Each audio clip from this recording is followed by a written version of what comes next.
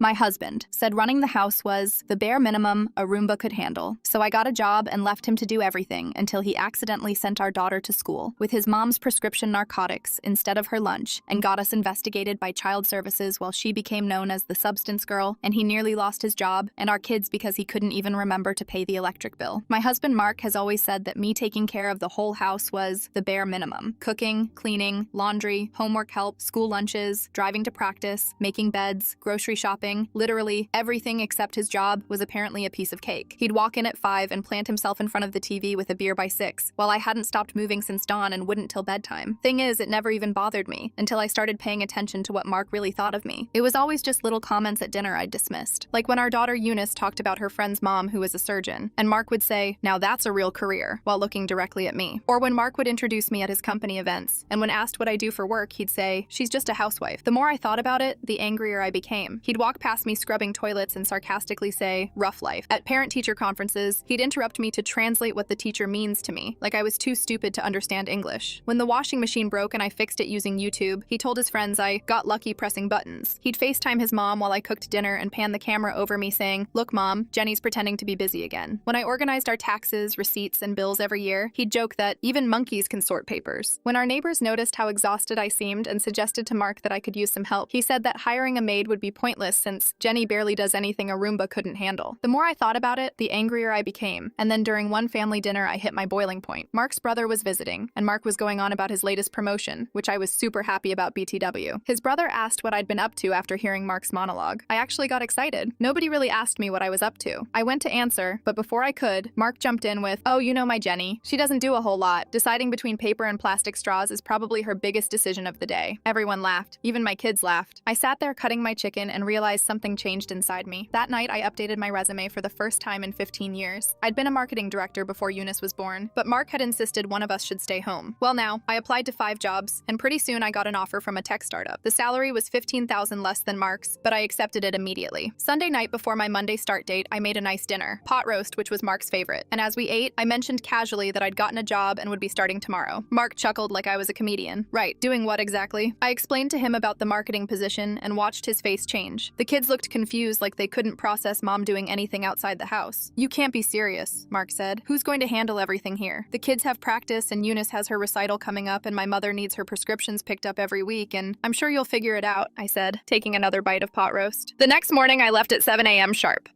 Mark was scrambling trying to figure out the coffee maker. Eunice